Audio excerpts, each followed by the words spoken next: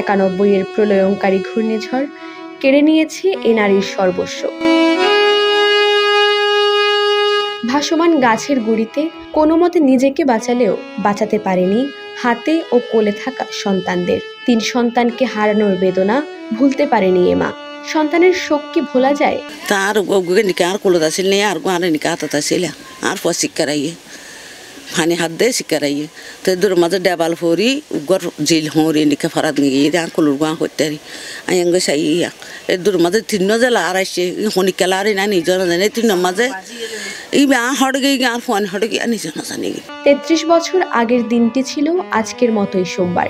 নীল আকাশ হয়ে উঠেছিল রক্তলাল। অনেকে হারিয়েছেন পিতাও। পানির পাশে যাওয়ার পরে আর বোনাই টানিয়ে রে দৌড়ে আতমে লাখি দিই, আতমে লাখি দিয়ে রে অল্প অল্প পানি আসছিল, এখন গাছ ধরিয়ে তাকিলাম। গাছ ধরে তাকানোর পরে পানি যখন সমুদ্র ফুলি গিয়ে আর গাছ ধরিয়েও তাকি না পারি তোদের বাসায় পশ্চিমী গেল গিয়ে পশ্চিমী গেল জানার পরে হন হড়ে গিয়ে বাপ হড়ে গিয়ে নিজেও না জানি আইও না জানি রার।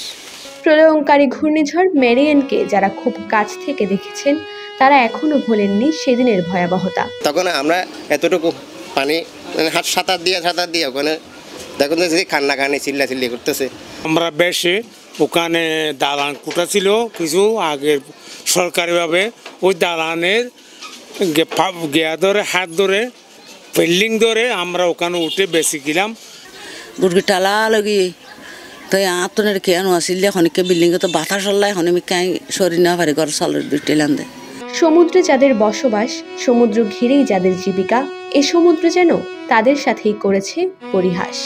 আমার বাড়ির সালটা যখন কয়েকবার এরকম তাপ করে উঠে যেতে চেয়েছিল, পানি যখন একটা গড়ের পানি ভিতরে ঢুকছে তখন আমরা আসলে সত্যি সবাই কলমা পড়েছিলাম। আমরা তখন মনে করছিলাম যে আমরা আর বাঁচবো না। এরকম সব হারানো প্রায় 40,000 মানুষ আশ্রয় নেয় কক্সবাজার শহরের বিমানবন্দর লাগোয়া কুতুবদিয়া পাড়া ও সমিতি পাড়ায়, যাদের অনেকের এখন ঠাঁই হয়েছে খুরুশকুলের প্রথম জলবায়ু উদ্বাস্তু প্রকল্পে। ইতিমধ্যে সেখানে গড়ে তোলা ফ্ল্যাটে বসবাস শুরু করেছে জলবায়ু উদ্বাস্তু 600 পরিবার। বাকি ভবনের নির্মাণ কাজ শেষ হলে সেখানে 4000-এরও বেশি পরিবার পাবে স্থায়ী ঠিকানা।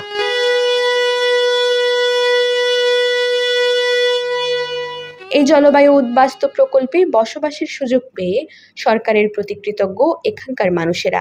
পরিবার এখানে প্রকল্প আসার জন্য ইনানি বাকালি ভবনে ফ্ল্যাট পেয়েছি, খুব সহযোগিতা পাইতেছি। জলবায়ু উদ্বাস্তুদের পক্ষ থেকে আমি ধন্যবাদ জানাচ্ছি এই জন্য যে তারা আমাদেরকে এই ফ্ল্যাট বরাদ্দ দেওয়ার ক্ষেত্রে যে একটা সহযোগিতা, পরামর্শ এবং পরিশ্রম করছে, তাদের কাছে আমরা চিরঋণী কৃতজ্ঞ থাকব। শতকরায় 20% মানুষ পেয়েছে খুরুশকুলে বসবাসের সুযোগ। সকিনা হাজেরাদের মতো জলবায়ু উদ্বাস্তু আরো অসংখ্য পরিবার এখনো পায়নি স্থায়ী ঠিকানা।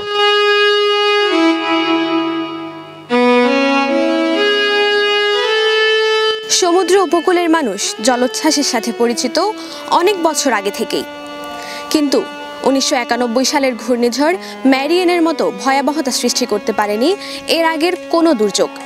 শুধু ম্যারিয়ান নয়, এছাড়া অসংখ্য দুর্যোগে পড়েছে বাংলাদেশের উপকূলের মানুষ। প্রিয়জন হারিয়ে, নিজেদের ভিটেমাটি হারিয়ে তারা বেঁচে আছেন জলবায়ু উদ্বাস্তু হয়ে। আফজারা রিয়া, টিটিএন।